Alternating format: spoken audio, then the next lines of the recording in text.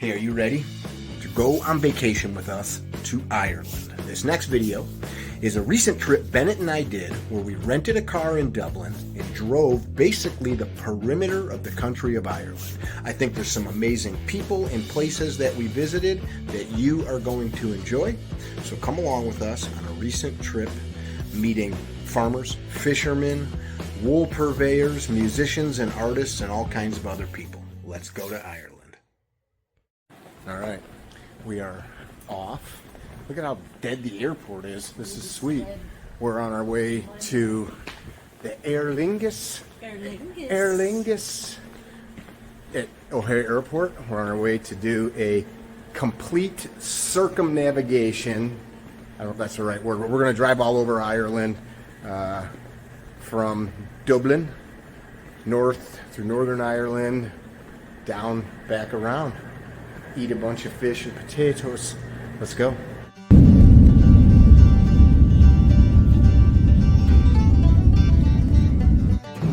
Well, there's nothing like starting a flight with some very amazing looking airplane too. Look at this.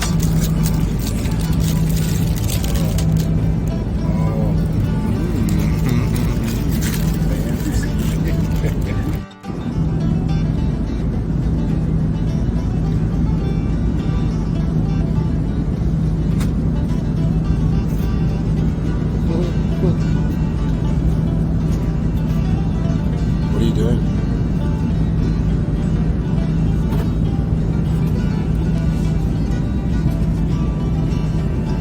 Getting yelled at?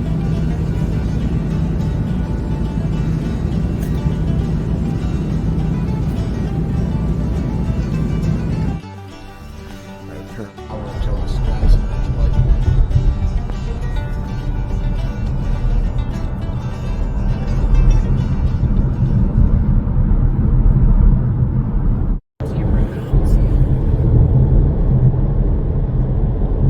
On the road from Dublin to Belfast. Gotta stop myself because every time I talk, I want to say things like I'm in Ireland. The glider.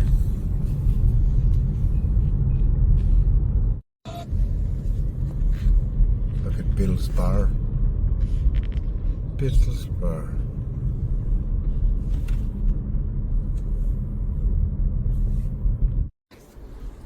So this is the shipyard that built Titanic, which is pretty dang cool. So we just stopped at Time & Company in Ballycastle. I was here a couple years ago and I wanted to bring Bennett up here, and the owner gave us a nice t-shirt, gave us a map of some places to go. So super awesome people. If you get up this way, come have some amazing bread and say hi to these folks. Awesome people. Are you alive? This dude's not too happy. Hey.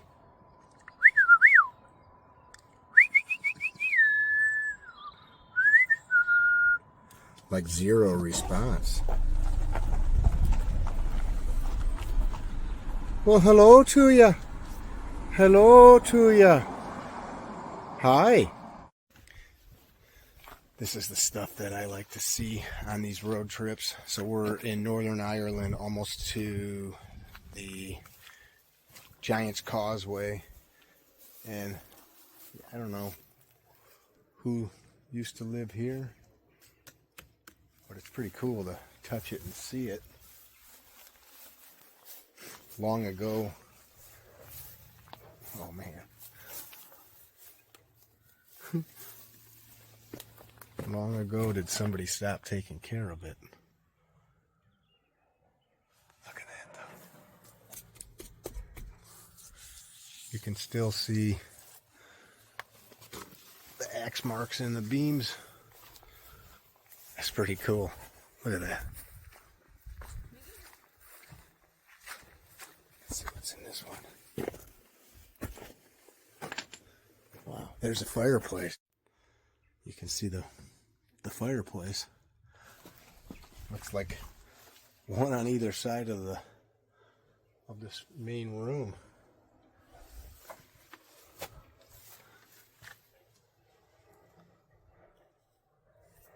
It's got to be 14 by maybe 16.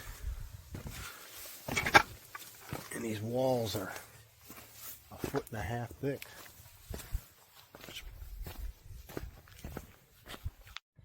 So check out what the view, when these people built this place, what their view was. You're just looking right out to the Atlantic. Look at that. You gotta be kidding me. Yeah, why wouldn't you pick this spot? Your sheep and cows can graze, and you can look at that, watching the sunset every day. That's got to be the best sunset spot ever. Walking down to Giant's Causeway. You can't tell looking at the waves in the camera. These things are as big as houses right here. Houses of water. Check it out. The famous Giant's Causeway. Now, you could come here and climb all over this stuff like I have, like these people did, or you could come take pictures, or you could just look at it on Game of Thrones. I suggest coming bright and early.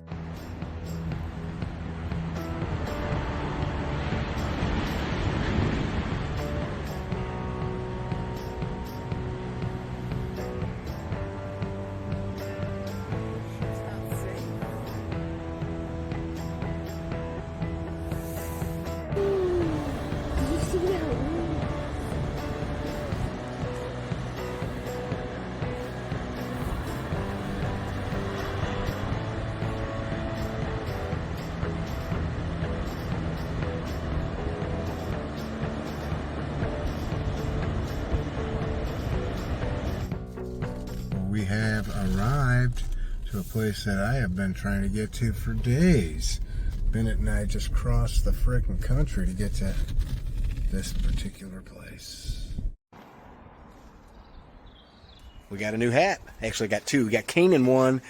So we stopped at Hanna Hats thinking that we were going to get to do a little tour, which we did, but they, after 100 years in business, don't allow anybody to film because these hats are so revered. They don't want anybody seeing the secret sauce. I can't tell you, beautiful operation. They have been here on these grounds for 102 years. And some of the people in here are related to the original owner. The guy that steams the hats, 22 years of steaming hats. So this was a cool stop. Check out Hanna Hats if you're ever in Ireland. This was our first night rental house. Check out this view. Wait for it. Look at that. Not too shabby. We're in Dingle. And it is everything that you would expect to see in Ireland. So we're off today to see some more stuff. Let's go together. Well, we've made it approximately that far from the house. We came in here last night at sunset, and we're already pulling over to take pictures and videos. So this huge tidal flat here, you can see the mud along the banks.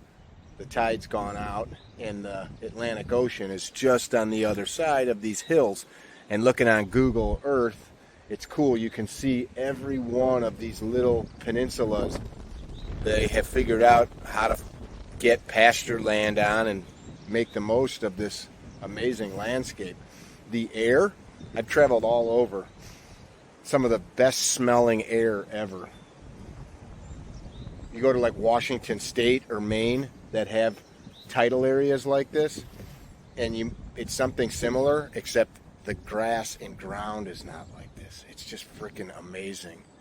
And something I appreciate about the way the people here take care of the land, everything is so tidy and neat and in proper order. There's very little rubbish on the ground, and it's just so quiet. I love it. Down you go. Let's keep moving. Oldest town in Ireland, Ballyshannon. I hope I'm saying these town names correct. A couple times people have corrected me, so don't get mad if your grandpa's from Ireland and I'm butchering it. Apparently, the roots of this town go back to 2750 BC, which is pretty old. St. Patrick's Church in Ballyshannon.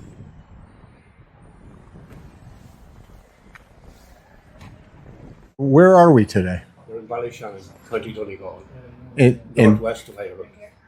This is reputed to be the oldest town in Ireland. We have a settlement here way back from long before there was any writing or anything like that. I think I read 2750 BC. Could be. Okay. Not many people are around to verify it, but we do. And what's your name? I'm Jim McIntyre. Seamus McIntyre is the name that I work under. So you were showing me. Let's see, where did I see it? Right here. How do I say this? Seamus McIntyre. And what does that mean? Well, it means my Irish name would be Seamus McIntyre, which is Jim, son of the freeman or son of a carpenter. But my friend who made the logo for me just put SA for it, which is the ancestors, or as they became known as the fairies. So, and these things that I make are wood spirits, and more or less the same thing. They're of the same ilk in that they're part of the ancestors. So you carved these, and you were telling me that one was recently found in 2022? We're in September 2022 in a place called Rathcrogan, which is the west of Ireland in Roscommon, and it's dated to 4,000 years, 2000 BC. Wow. Was it in a peat bog? It was in a peat bog, and the peat bog has no bacteria in it, so it preserves organic material. So we would find butter in the bogs, which would have been a great preservative at the time, and we would find a thing called bog bodies. I don't know if you've come across them. Worth if you get to Dublin to check them out. These were people that were sacrificed in the Iron Age. But 500 BC to 500 AD was the time that people, and it was a European-wide thing, and the people, when they were put into the bog as a sacrifice, they were preserved. Wow. We believed that at the time people were responsible, the rulers were responsible for everything. The weather changed. There was a lot of change in the weather between 500 BC and 500 AD. There was a lot of change in the weather, and I believe that a lot of these people were sacrificed because the weather wasn't good.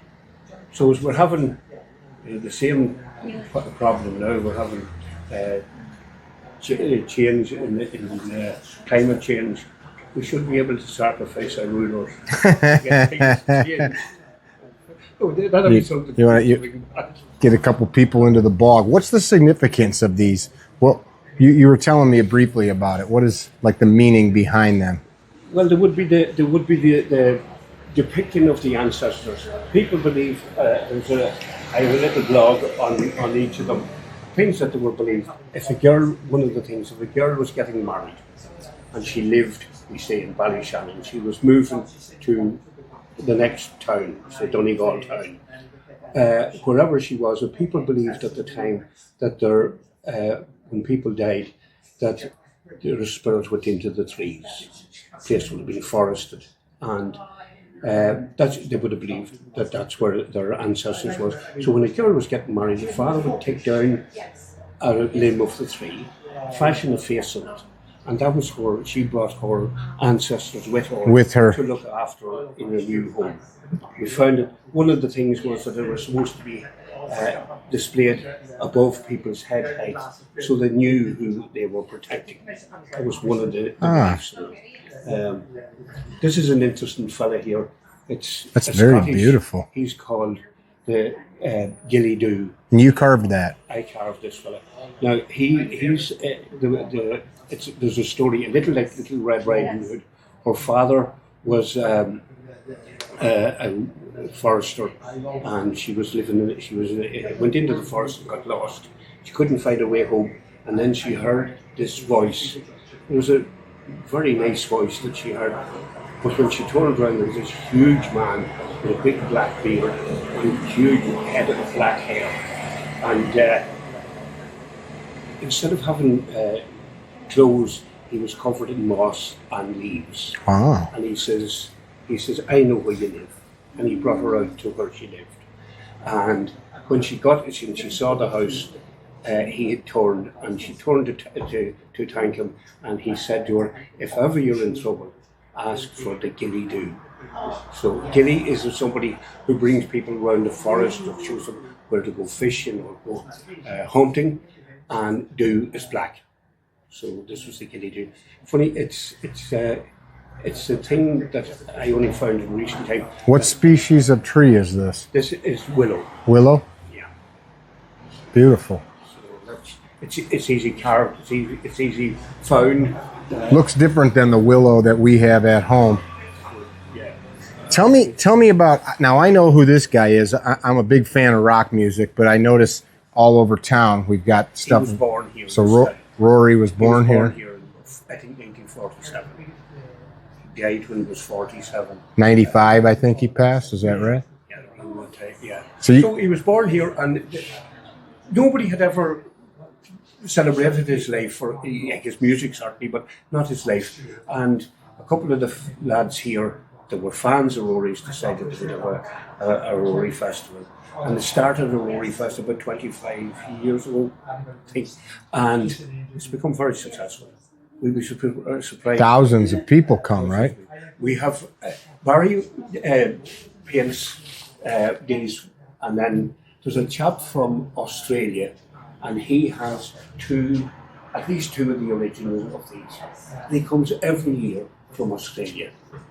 So it's a long trip and we have people come from there's just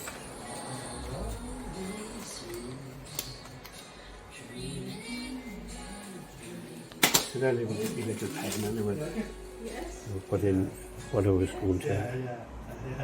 So you draw what you want it to look like? More or less, this is kind of where we're going to go, and then we'll. So when I went away in the coach, I would come back with a few of these, and this Barry here and the Barry there. They see it and says, "Will I put them in the shop?" That's how I got involved in the shop. I love it. There we are, so. And when I come in here, Tell us that again. What about the pubs? well, we had over 20 pubs in the town, a population of around about 2,500 people, and all the pubs did well up until the time of COVID. Now, in the 1950s, when we had elections here, the last roundup before the election in the morning would have been for the Fianna Fáil party here in Ballyshannon, and we would have had probably 1,000 people on the street, lots of children, and lots. So when the politicians would be speaking, there would be fellas from the opposition. They'd be walking by, and one fella would say something wrong to the other fella, and then two or three of them would have an altercation, we'll say. But for coming out of a pub, they wouldn't have been too steady on their feet.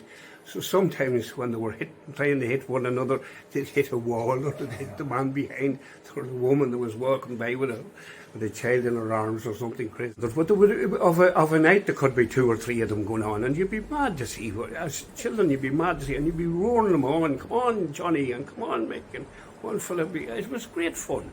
Great fun to watch it. Oh yeah. And what did we call fun here? We call it the crack. The crack. Yeah. But I can't say I want to go have some crack. Well, you would ask, You like that? you would ask me what was the crack like last night, Yeah. and I would tell you about myself. And You know Michael. about- myself and Michael would be boxing through a pub. What if I said, "Show me the crack"? Well, you can't show it. It's a happening. Can you? If Michael was playing his clarinet and I was dancing here, somebody would say, "That's the crack. That's great crack." Now, if you seen me dancing, it would be great crack. That's another story. I love it. So everybody in town told us to come and visit St. Anne's Church up here. It's beautiful. That one's been there a while. And in the notes for the area, there is a grave up here as well. Let's see. So here's the grave of William Allingham.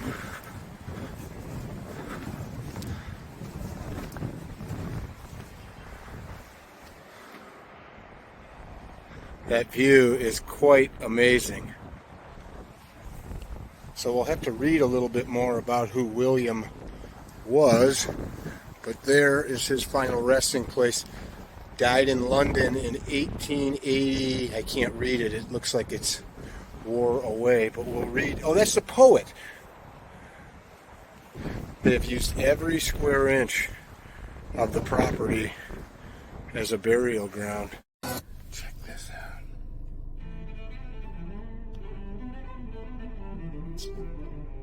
It's a mermaid to trick you.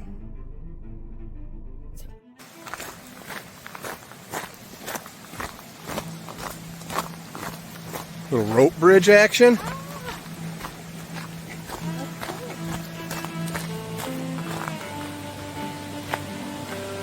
Wow.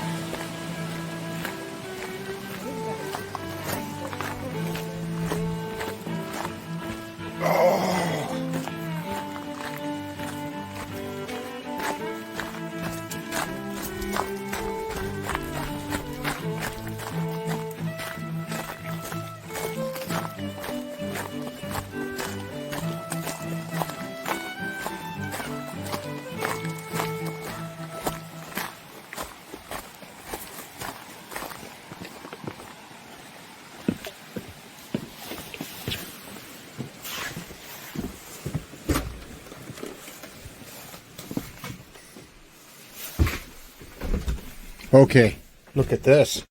All right, so just to get, look at this baking sauna. Holy crap. There's a river coming out of the frickin' mountains. Amazing. Where's your clothes? So there's the plunge pool right there with the shower, so we can...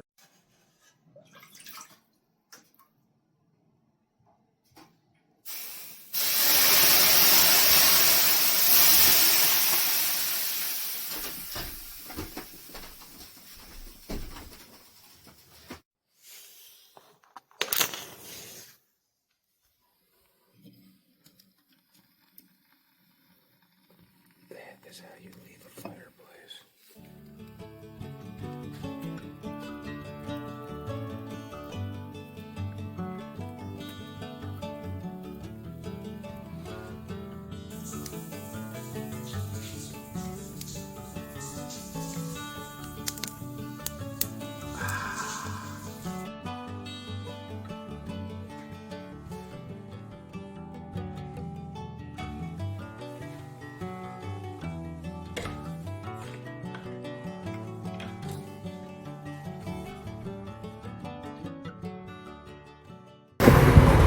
So how about we visit this place, which I'm wearing one of their sweaters now. Hi. Well, hello. Afternoon. You're already wearing their sweater too. Welcome to Bar and Woolen store. Who are you?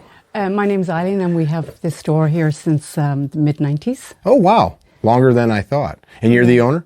Yes, one of them, yes, yeah. So Bennett and I were shopping and you started telling us so much amazing information about the sweaters that we're wearing. So I wanted to know more about it and share it with these people. So Okay. tell us about, like, so we're the store is called Aaron Woolen store. All right. And what's that all about? We're based here in Connemara in Ireland, in the west of Ireland. Well, to start with, I guess, my mom came from Joyce Country. So that's a little over towards Cong. People may have heard of Cong. And when she was growing up, they had a farm and they raised goats and sheep and stuff. And they used to card all the wool for knitters and knitting and things like that, spin it. And my dad comes from Inishturk Island, just off the west coast here, very tiny island, and he was a fisherman all his life. Oh, wow. So, yeah, it's in my blood, and I have a great passion for the wool and the fishing and all the rest of it. So that's why we're here. That's why we have the store, and that's why we promote all the beautiful Irish craft and stuff here. There is so many Ireland. beautiful. You've got it can fill cupboards full of all of the sweaters. You were talking about, hey Bennett, come here, will you? Yeah. So you were looking at the sweater that she's wearing, and you were telling us about what its significance is. Yes, well, this sweater that Bennett is wearing is made by one of the Irish companies in Mayo, and it's called Aaron Woolen Mills. Okay, that's the name of their company, and the company was set up by the gentleman who now runs and owns the business by his mom on the Aran Islands as an Irish hand-knit craft industry. So since then, of course, it developed, and because of commercialisation, I should say, of the Aran sweater, this one is made by machine, but it's made here in Ireland in County Mayo. So they make machine knit ones that are lighter weight, you know, better for the machines. They use lighter weight wool. And yeah, it's a replica of what an Irish fisherman would have worn on the west coast of Ireland. So that's what you were telling us, that this was the style was... Yes, and it's pure wool. Obviously, all our stuff in here is pure wool. It's Irish. Very proud to say that this year we've been... So you're not bringing wool from some other place? Some of the wool does come in from other parts of, like Australia or that, you know, depending on what kind of wool it is. You know, some people use alpaca, some people use cashmere and stuff in their wool, but our product is all wool.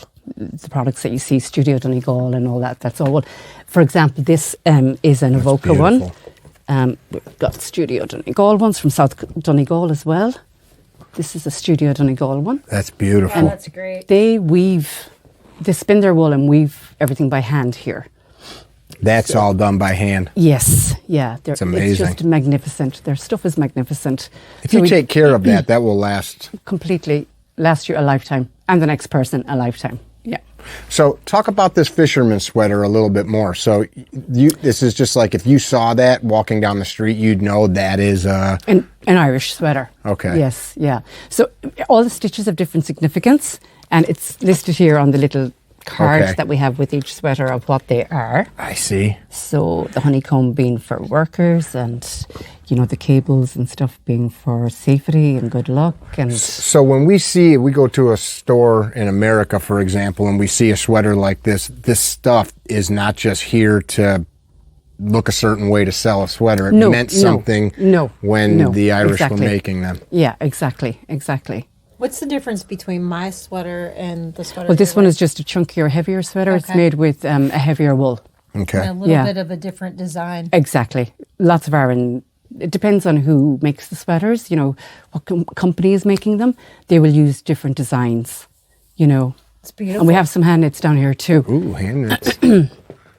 Some of these are knit by local knitters for us.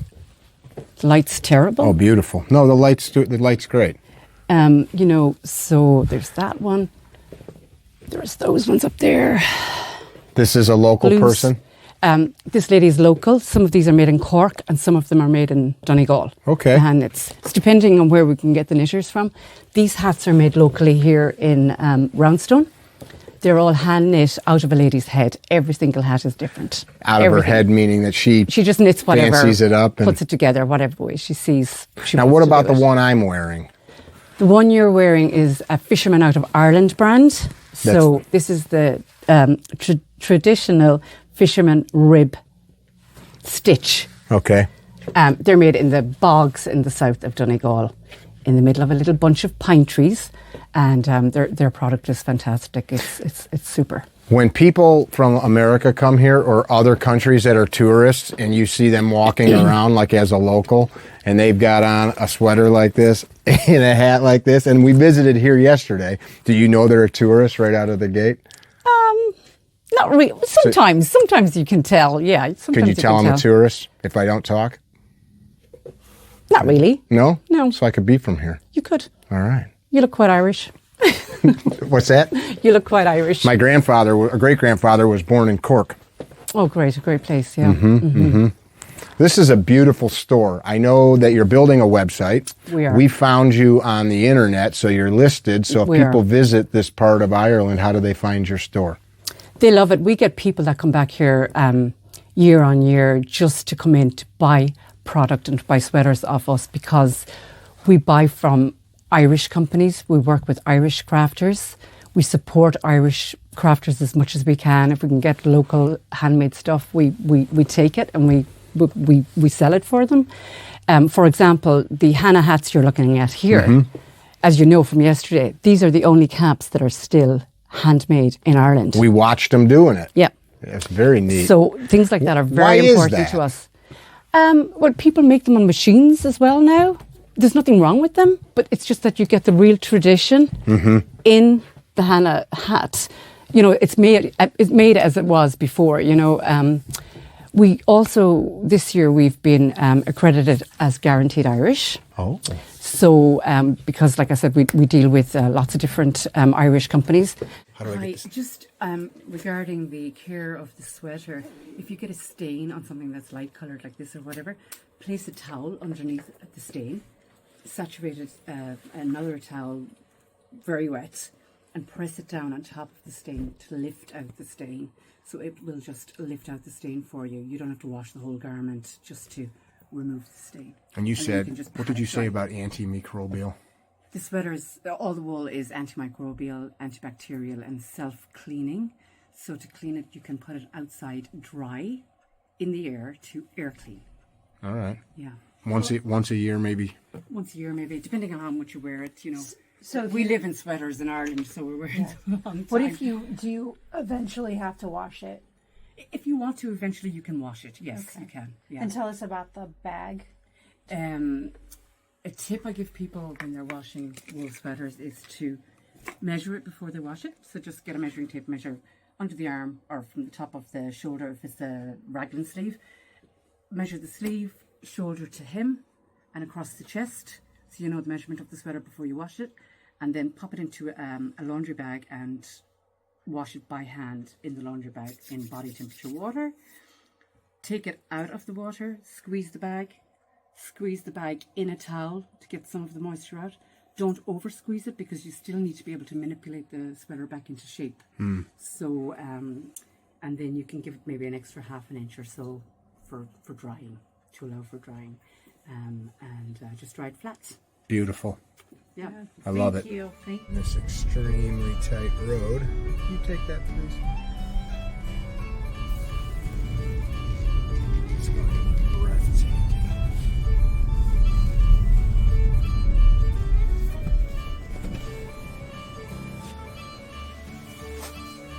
That's not too shabby. Beautiful. Could I put this on you? You can, yeah. All right. Look at this place. Chin up, buttercup. Thank you for There you go, yeah. thank you for letting us interrupt your work. No problem, you're all right. What did you say your name was, sir? Brendan. Brendan. Yeah. How long have you been fishing? Oh, about 35 years, I'd say. So you were 2 years old when you started. I wish. So where are we, sir? You're in Clifton Harbour now. Clifton Harbour, sir. Now you're mending lobster pots. Yeah. Putting bottoms in lobster pots. And what happened to the rope that you had in there? That you All wore out. just from rubbing on the seafloor? Yeah, damage. Damage in all the bad weather. What type of lobsters do you catch here? Normal blue lobster. Are we in season right now? Start now, yeah. From now on, yeah. So you're getting these all ready to Getting go. all ready to go, yeah. Do you have pots in the water now? Yeah. And is this your boat? That's my boat there, yeah. Do you fish alone? Yeah. Is that pretty much the normal practice here? Well, nowadays it is. One time, no. Why is that? Why did it change? You won't Brendan? get people to fish. The young people won't fish. They don't want to do the They work. want to do it. Was your dad a fisherman? Yeah. How about your grandpa? Yeah. And my grandfather's grandfather. Oh, so you're generations of fishermen. Yeah. Do you fish for other things besides Crab and lobster mostly. Okay, so the bugs, they call them back in Maine. Was that right? Yeah, they call them bugs or spiders. Yeah, but there's spiders here as well, but there's no great value for them. So I don't see, oh, there it is. I see on the other side there. So you're not pulling these by hand. Not anymore. We've done that too. You've done that too. We've done that as well, but Look, I see those forearms look like frickin'. not anymore, sir. We've done it all by hand one time. How many pots do you have here that need mending? I have roughly there's about 300 there altogether, I'd say. Roughly around that. So all of this, you cut all that loose. Yeah. Don't they have people to do this for you? Yeah, but it costs you a fortune. So youngsters don't want to fish. No. Easier money to be made nowadays. How's the fishing up here? Where my Uh, sister's at in Maine, she says that it's not been as It's good. not great, to be honest now. It's not No? great. Quite honest and truthful now, it's not. Like everything else, it's a giant trade. Do you see the same size lobsters that you once did? You don't get as many big ones as one time, no. Definitely not. What's something that people watching should know about this community?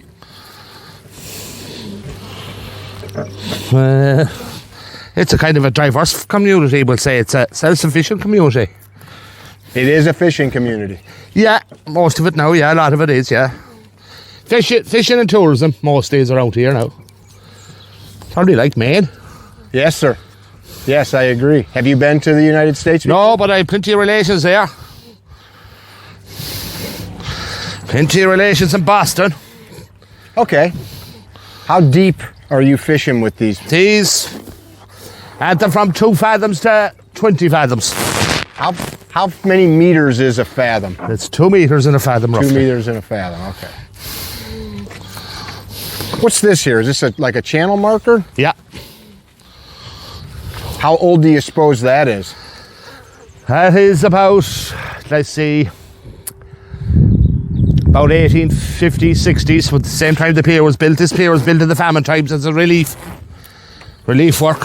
The famine times. Yeah.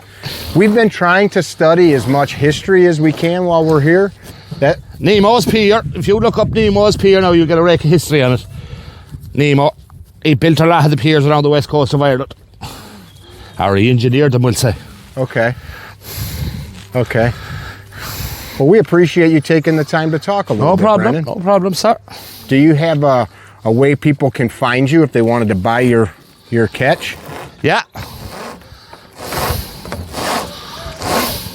How do we find you? You can find me here on the pier. Yeah, I like it. Hey, what's the name of your vessel? Guardian Angel. Guardian Angel. Okay, I see it there. Let me walk down here and take a look at the stern. Guardian Angel. How did she get that name? I don't know how she got that name now. That's a question I can't answer you. It was on her when I bought her, so I didn't change it. Tell us about some luck that fishermen have or superstition. Like my sister said that you're not supposed to talk about bananas in Maine. Bananas. Never heard that one about the bananas, but Okay. one of the most Irish ones is if you met a red-haired woman in the morning, you won't go fishing. Okay. So like Bad luck. so if you're walking down the street and a redhead, even if she was beautiful, comes walking by, you go home. Well, I go fishing, but one time they wouldn't. You say screw it. Yeah. Or another one is whistling at sea is another one. Never whistle at sea. No? Oh, even today, if you brought my father out with now, he started whistling at sea, he'd go crazy. So if you and your dad were on the Guardian Angel and you started whistling a tune, Yeah. he'd say, "Let's get back to the dock." Yeah. Old Old pishruggy, we call it. I like it. Sir, I appreciate you taking the time to talk. No hassle. So once you bring your catch in Yeah. on the Guardian Angel, how does it get from here to whoever's buying it? Buyer comes there in the van and he takes it away. So he pulls right up here. Yeah. That's amazing. So don't need to screw around with No. fisheries. No, he pulls up there and takes it away. So when you come in, I see how big your boat is. How many pounds or kilos of... Jeez, that varies, to be honest with you now. Some days you could have 40 or 50, and other days you might have only 10. You don't know. Okay. It varies, you know what I mean? You just haul it right up the ladder and hand it off. He puts cash in your hand. That's it. I like it. Now, I thought you'd have a sweater on. We're in town here, and I'm told we bought fisherman sweaters, and you don't have a sweater on. just for the tourists. Huh? No, I think so now. You won't see too many fishermen with I knew it. without sweaters I knew anymore. it. Hey, what's the best pub in town? Best pub in town for music, crack. I'd safely say probably for a bit of music. Nowadays it's probably Lowry's Bar, I'd say. Lowry's? I'd say so, yeah. Do you still go to the pubs? Yeah. We'll go to the weekend for a few pints, yeah. All right, Lowry's it is. I think Yeah. it's the second time we've heard that, right? Thank you. We're about 20 minutes north of Galway, driving this wild Atlantic road, which most of the roads that we've been on, this is like one of the bigger ones. Mostly driving through sheep fields and across mountains. This has been a fantastic trip thus far. The Aran Islands you can kind of see the edge of, which is where all the famous wool comes from. It's out this way.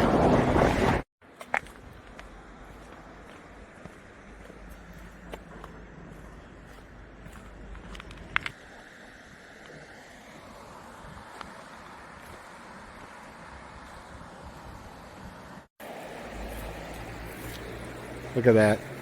Just comes right out of the ground, flowing into the sea, next to a beautiful castle. Don't get caught. Are you going to scale? You going to scale the wall? There's security cameras in here. Pretty cool. I want a fence around my house like this. Nothing says don't come over, like big sharp stones. So we're at the Cliffs of Moher, which interestingly, you see these in movies and all kinds of pictures.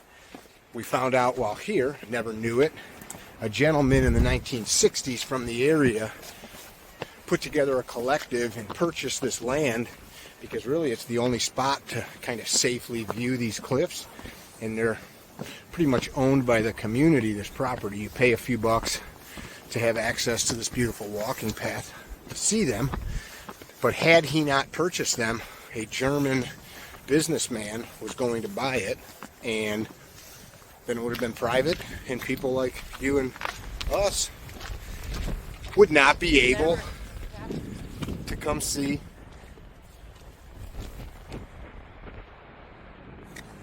that. Check this out. Let me see what this looks like from here.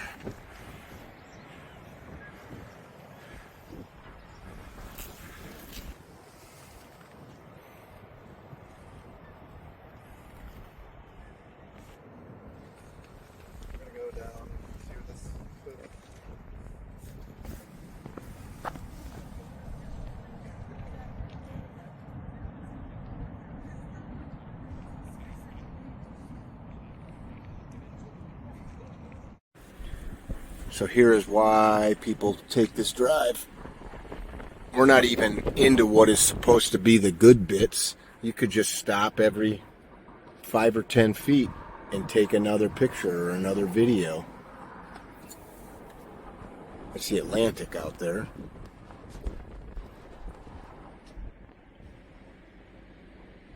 Amazing.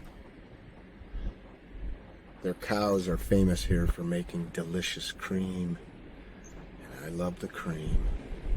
So we had to detour to Inch Beach. Wait till you see this. It is ridiculous. This is on the west side of the Dingle Peninsula, and it's apparently known for having lots of windsurfers. Today it's 11 degrees Celsius, so what's that? About 50 degrees Fahrenheit-ish. And it is windy as all get up. These waves are treacherous out here. I'm going to get to a vantage point in a second. Inch. Another just disgusting view. Disgusting in the sense of like, it's just too much for our little pea brains to handle. Look at this.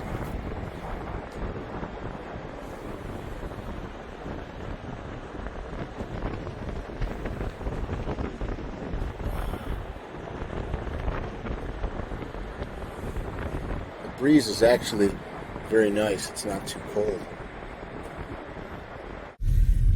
What do you think? Can the BMW handle a little beach driving? Fuck it.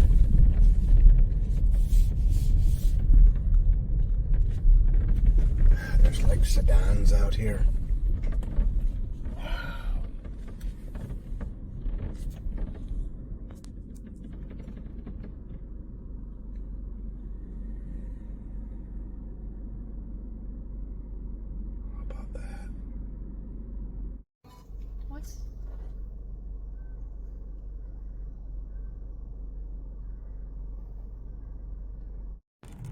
Dingle.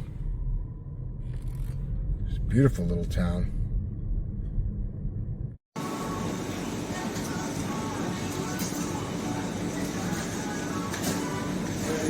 Town of Dingle.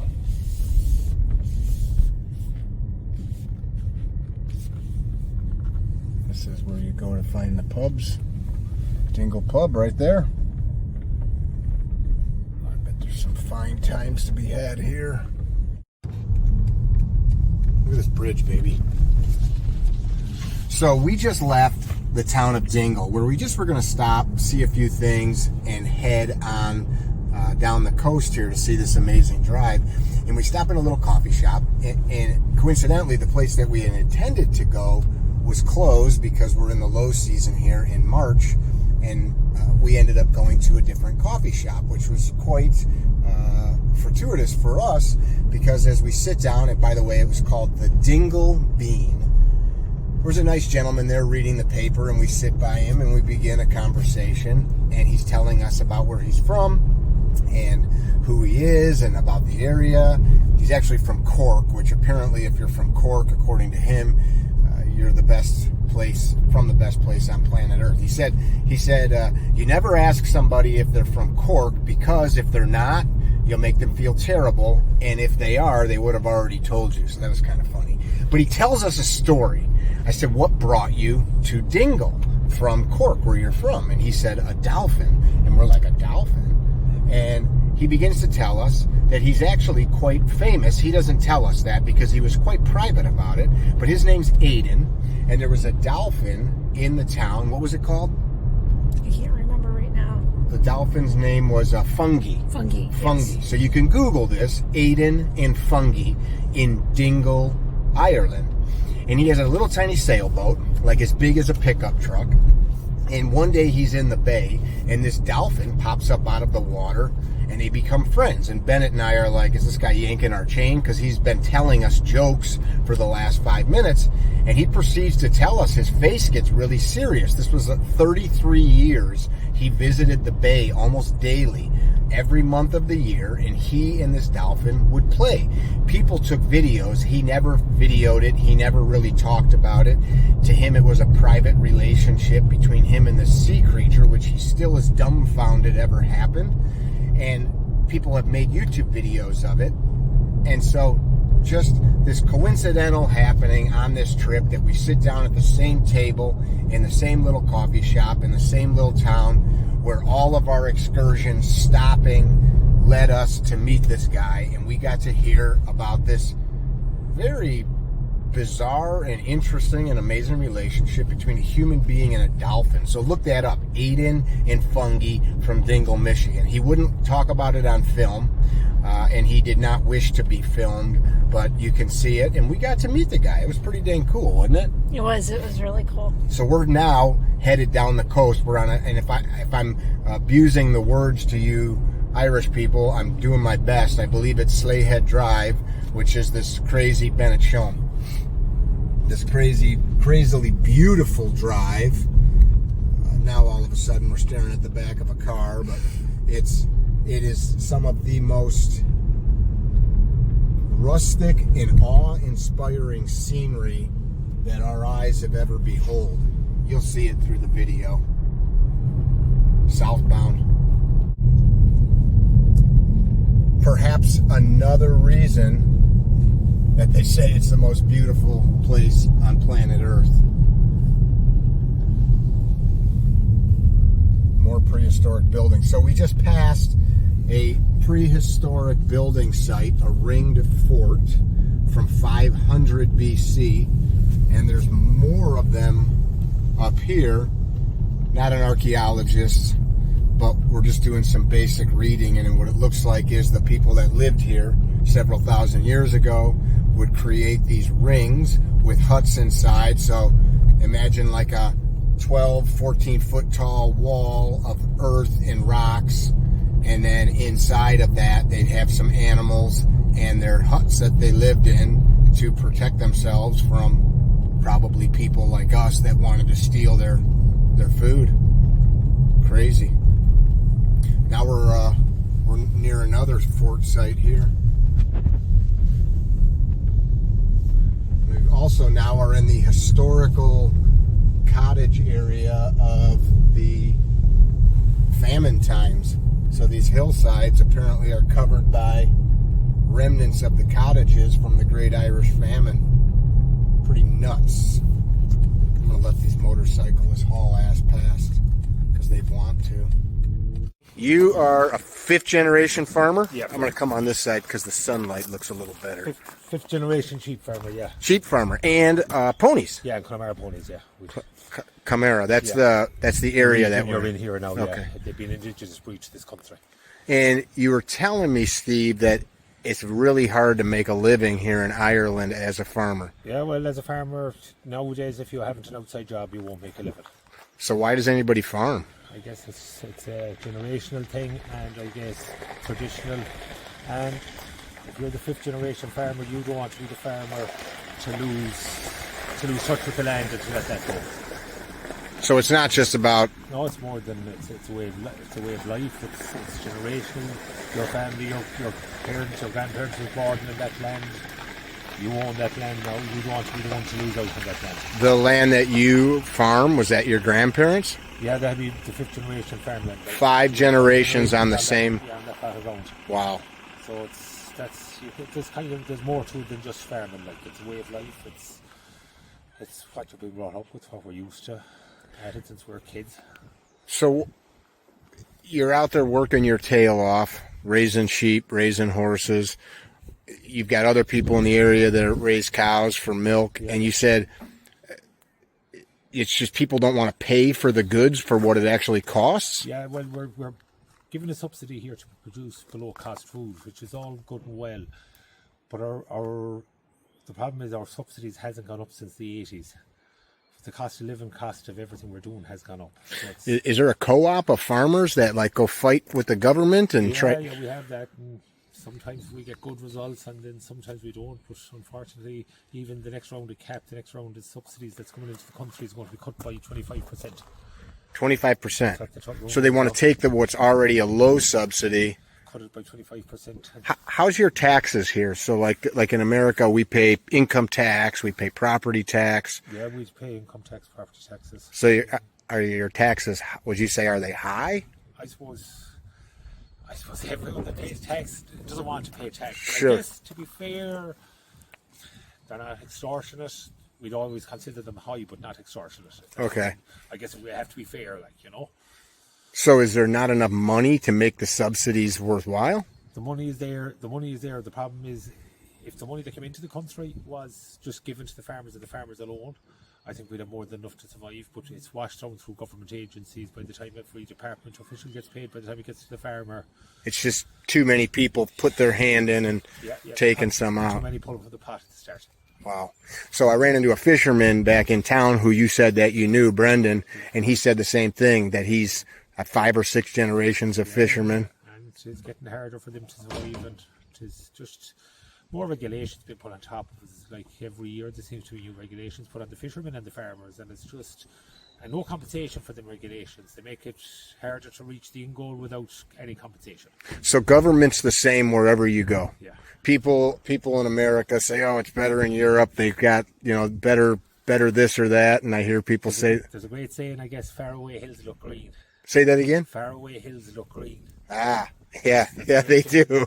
Yeah, so I'd say we'd all be in the same boat. We'd be looking at America saying that you have it better than us, and you're looking at Europe saying the same thing. But I think it's across the continent, it's across the world. So what do you think in 20 years? How are people going to have cheese here or wool or any of those things? I don't know. That's a real concern? Yeah, it's a real concern at the moment. So where I grew up was all dairy farmers, and there's no dairy farmers left. It's just big corporations with thousands of cows on milking machines. And It's going to head that way here too. I think it's going to go to big corporations. The family farm is going to be lost. does it change the product, you think? Of course it does. Yeah? Of course it does. How so? It'll change the product because when something becomes corporation, it doesn't get the one-on-one attention that it's getting today.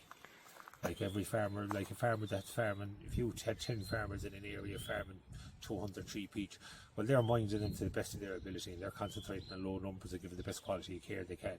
You put into a corporation, you're going to have a lot getting missed through the cracks and not the same level of detail given to the animal.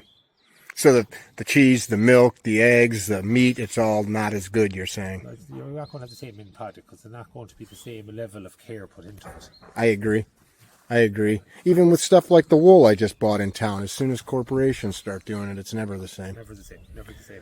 So what's the answer? How do you continue farming here in Ireland? Like, you're working here to make ends meet, you told me, which is very commendable. I guess we have to realistically pay our farmers for what they're doing, not half-arse pay them. So the consumer buying the cheese, buying the milk, buying the Consumer meat. has to pay up for it and the consumer and the government has to recognise the government also. Your government has to recognise what we're delivering, and pay us a premium price for a premium product. Like if you look at any of the big corporations, like the big denim corporations, people are happy enough to pay for that. Why aren't they happy enough to pay for food? Why should food always be produced below cost? I agree. Good quality food should make good quality money. I agree. And then you are more thoughtful when you eat it. You don't waste it. Yeah. Because food is cheap now. It's wasted. The farmers get the kick of the teeth at every side.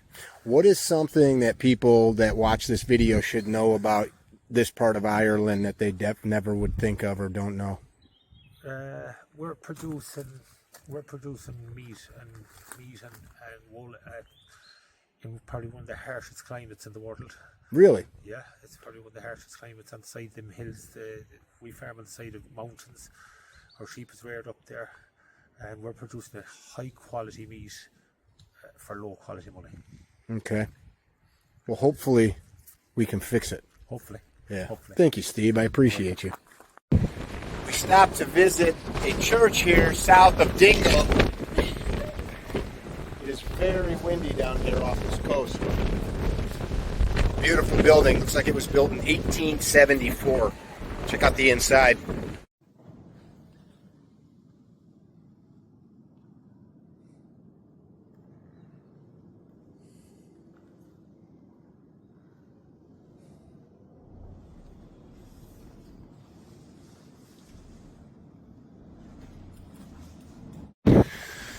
So we are checking out some of these beehive huts, which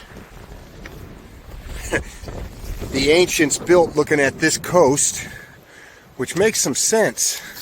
And it's pretty fascinating to think in the Americas this would all be commandeered by the government as archaeological sites. But here, it's just somebody's backyard, charging €4 for you to climb the hillside to check it out. Wow. I keep saying it. The wind is incredible here. If you come visit, I've been here before and I had a nice Victos jacket the last time I was here. Bring yourself a nice rain jacket. Cut the wind. Okay, let's see what we got here. Okay, so it is in the care of the Minister of Arts, Heritage, and blah, blah, blah, blah, blah. All right, we will not deface anything. You ready for this? Wow. This is so fascinating. This is so cool. You look at it and I'm honestly like, no way, they just built this for tourists. But this is, what else is amazing as something thousands of years old? I'm going to say aloud, but we're able to come here without, wow, it's like windless in here. These walls are so thick, and even though you can see some daylight through some of the cracks, all that wind, and I'm certain they had some kind of roof structure, now it's long gone, but look at the beautiful intricacy of how they stacked all of these rocks perfectly, like everything built all over this island. It's just immaculate. It's so cool. Check out that header. There's 1, 2, 3. Three of those that they lifted up there. Is that fireplace? I think it is. Can we see in there? I have a flashlight. Here's a flashlight, babe. Here, Bennett.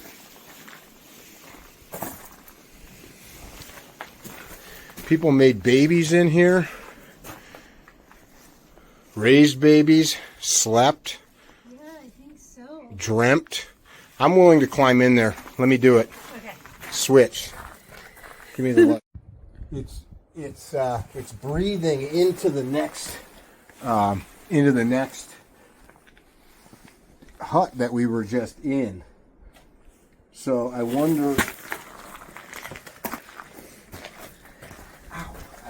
if it was a fireplace and the smoke like went up between the structures or something. I don't know. Let's keep exploring this place. Bring up this header. Like this right here. Hey, you would feel pretty safe in here. I can't believe how much the wind is cut. Like there's Even without a roof no on it. wind in here Yeah, even whatsoever. without a roof. So with a fireplace and Did you see these big headers on this one too? Uh-huh. 1, 2, it's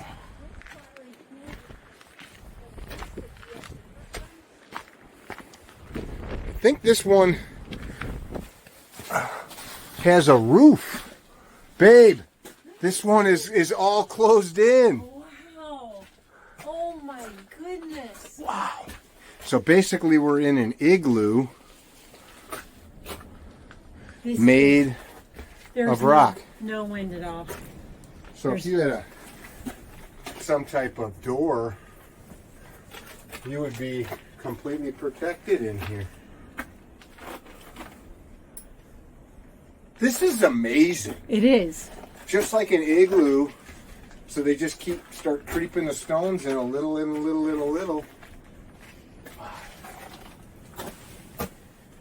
And it's just like solid as can be. That is fascinating. It is. Can you see anything? Oh yeah. Definitely stacks upon stacks. Let's see this doorway. I want to see what it looks like from the outside. There's a little spider in there. It's a pretty big spider. Let me see.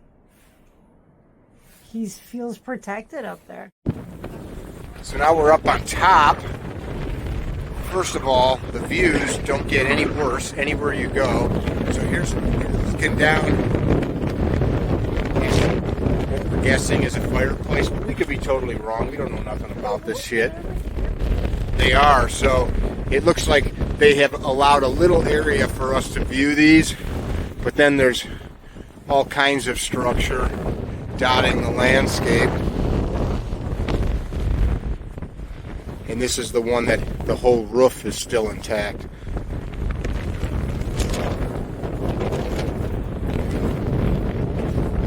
Okay, so these are technically not connected like I thought. Look at the thickness of these walls. What a monumental amount of work. So they've got two outside sections and then the inner's filled. Amazing. Can you imagine landing on the shore and coming in, seeing these things up here, and then finding out you were not going to get to take anything from them because the walls were 4 feet thick? Look at your hair in the wind. Well worth the visit.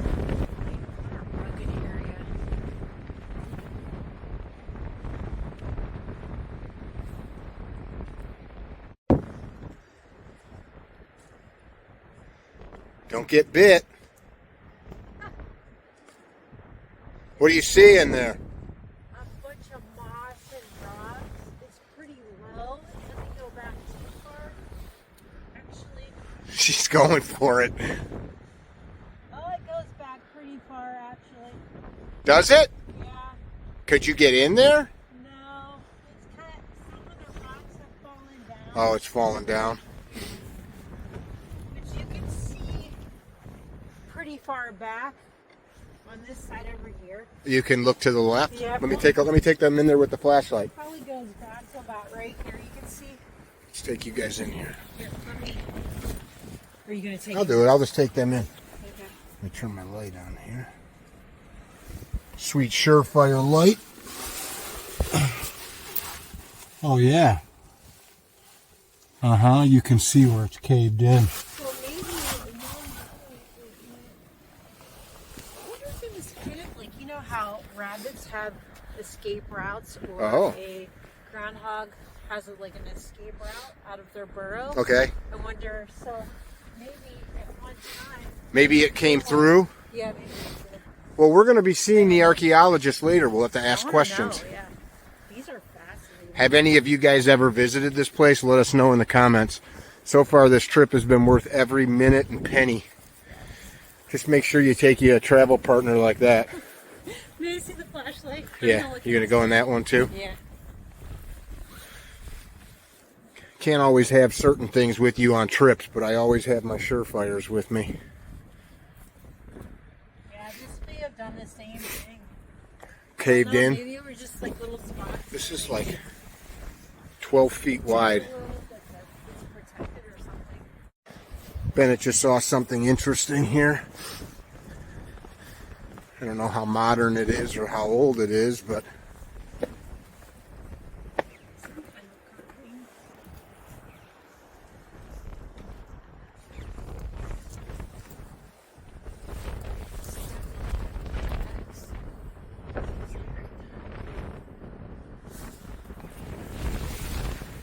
In my world, this is an addition sign. addition science math teacher. They were doing math in here. They built this. This is a whole thing as a math room. I mean, it's definitely a lot of engineering here. It's so impressive. Let's go see if the owner will talk to us. You guys will get a kick out of this guy.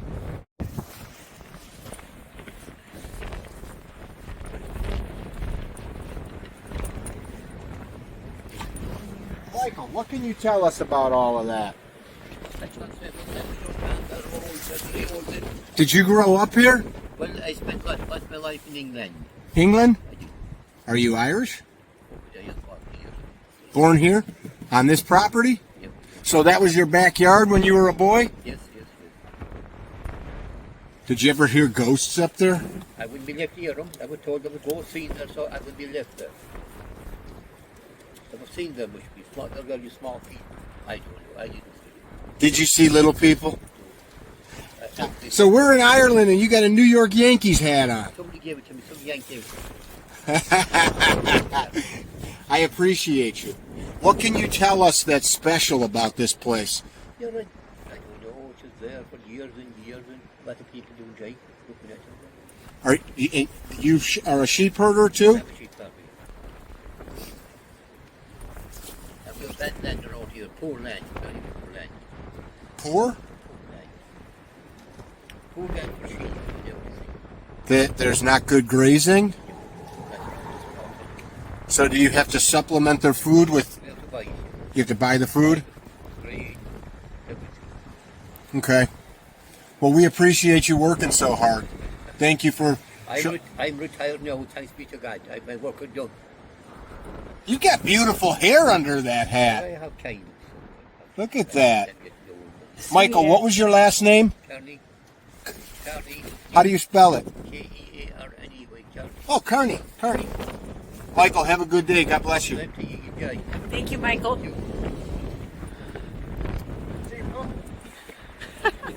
How about that?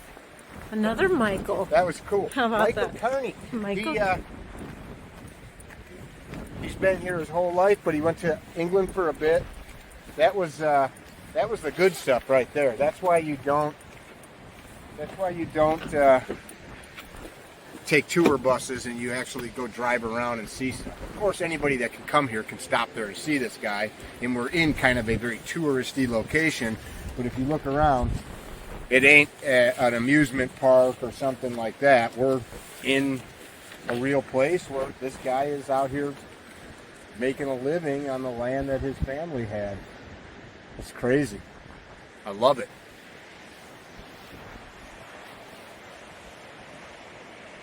Baby, check out these waves right down here smashing off the rocks. Can you imagine being a boy and this is just what you got to see every day?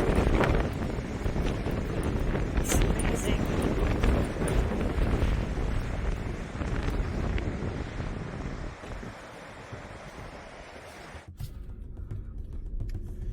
Then there's this. And we're just driving along here. And yeah. Look at this. Roll your window down, babe. We got a car coming.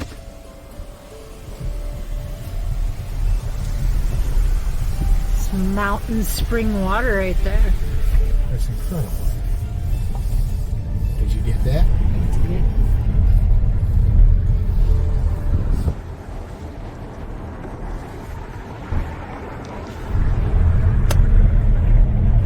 As I have driven all over in different types of vehicles, one, this drive is stunningly beautiful. You've heard me say it over and over again.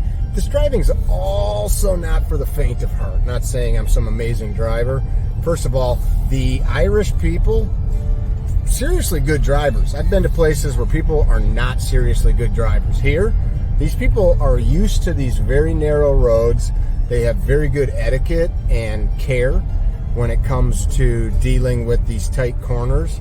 But if you are capable of getting in the vehicle and wanting to see stuff that you're not going to see when you go to the cities and you go to the tourist traps, this is why we do all these back road adventures.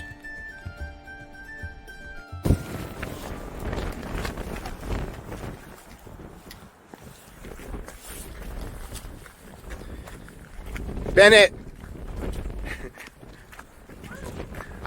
I'm following you. What do you see?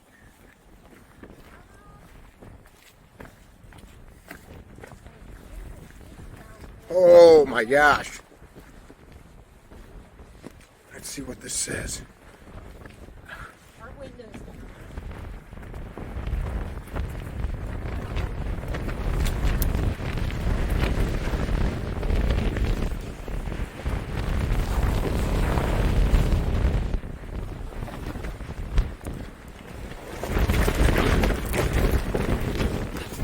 that wind is incredible.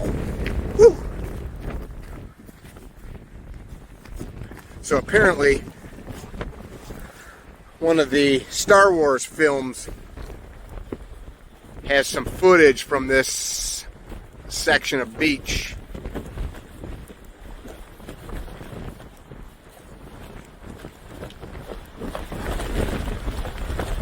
Wind is literally pushing us over. That wind is like pushing us. So we just passed the westernmost point of the island. I believe we also just passed the westernmost pub in Europe, which was cool. We're on the bottom or outside edge of the Dingle Peninsula, and we just ran out. As you can see in the footage, the wind is incredibly fierce, and we talked to the gentleman back at the beehives who said it's windy like this all the time, which I get it. Couple things. If you come here, we see a lot of people very poorly dressed, and thankfully we've got some good wool, but both Bennett and I brought really good waterproof hiking shoes. We see people in sneakers, their feet are all wet. There's a lot of mud here. There is a lot of wetness and a lot of rugged gravel and loose stuff to be walking on. So don't come here with inadequate footwear, or at least I would suggest you don't. And I'm very grateful for the excellent protection that my Victos jacket that you've seen in the videos, which is now a discontinued item, but they have a better, newer version, has kept me out of the wind and out of the wet. So packable raincoat, wool, excellent shoes, and you'll be a lot happier than some of these people that we've seen here that are far underdressed. We found this pier. This pier area, extremely dangerous in periods of high tide and winds. Do not enter on the pier if such conditions prevail. So check this out. It is, and you can see why, and I'm not going to drive us all the way down there. So people are backing down here to go fishing and earn a living, I'm guessing. They've got this seawall, and it's 30, 40 feet below us, and high winds. This is all wet, and you got to hope to get traction to get yourself back out again.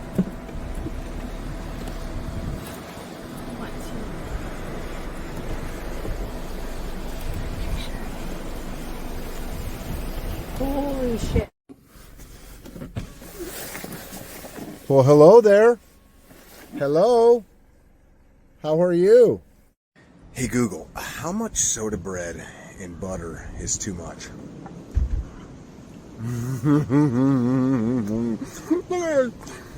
Look at this sheep.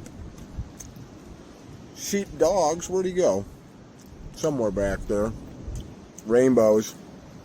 Kerrygold butter and fresh soda bread. Come on now. Come on. Let's go Ireland. So this stop is a very important one for us. It's one of the main reasons that we came here to Ireland. Today we're in Tralee, which is down south. It's just on the edge of the Dingle Peninsula, which you saw so many of the amazing shots from yesterday. We're going to go to an art studio. This gentleman is kind of influential in the love story between Bennett and I. His name is John Hurley. And last night we saw John play live down in Killarney at a hotel, the Killarney Avenue Hotel. Tonight we're going to see him live at a pub, which is really what we wanted to do. We wanted to see him do his live music at a pub, which is, he said, might be a little rowdy, so we'll sneak a few videos from that.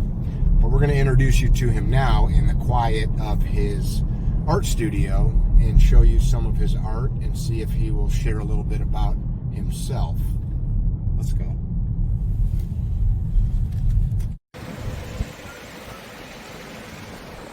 Well, there it is.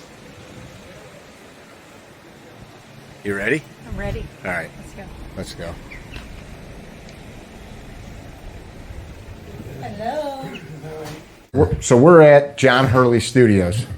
Hello. And this is the man. He's I think he's a little put off that we're making him sit on camera after he worked real late, so we won't talk long. So as we've told the people that are watching the video a little bit about how we came to find you, and you just said that you've been playing music since you were 19 out gigging. Yes, Mickey. Yeah, it was. What was that, like 2020? Try 1979. 1979. Yeah. How old are you? I mean, I could do the math real quick. 66. Okay, all right. Yeah, and it's been an important part of my life ever since then. I studied in the National College of Art and Design. I got a degree in art and design education. Okay. But in the 80s, work wasn't that available. We were in recessionary times, in Ireland. So I got a job in a bank. That's like the worst thing for an artist. I hated every day. It's like slitting your wrist. Yeah, my dad was a cop. And, we were quite conservative, I suppose you'd call it. So I got a job for life, but it got me through the 80s and 90s. And I was always developing songwriting and music and performing, and whilst also exhibiting in a small way my artwork. So it all came to fruition then around 1998 when I jumped ship from the job with 2 young kids and my wife. So we moved from the city in Dublin to County Kerry, which is a lovely county and a very picturesque area. Which is where we're at. Which is where we are now. We're in the capital of Kerry, in Tralee town. So I have a very small, as you can see, a gallery right in the heart of town. I can touch both walls. It's exactly 6 feet wide. It used to be a laneway to a church in the day at the turn of the last century. And the rent's probably still $1 million. Well, I had a bigger premises. My rent is very affordable now by comparison to, say, 10 years ago. I'm open 25 years. Wow. In town here, so I wouldn't sell a painting every day, but it's sustained me along with my music quite handsomely. Your paintings, I see almost everything looks like it is landscapes. Very much landscape based, yeah. Seascapes for the most part. There's an element of abstraction. Like this guy here? Yeah, that is, like, I've sold countless pieces of that type over the years. Surging Wave. This one's expensive because you got to use a lot of ink. Yeah. That's my non-artist I like that. take on it. Yeah, it's but the fact that I only exhibit and sell my own work, I try to introduce a little bit of variety in the work.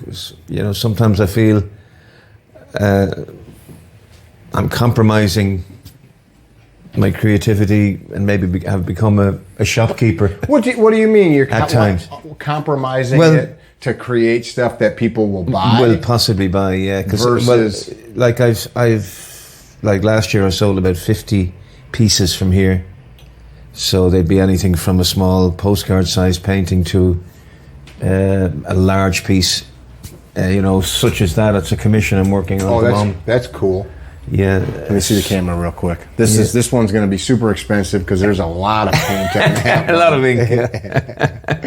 It takes a long time to print. Yeah.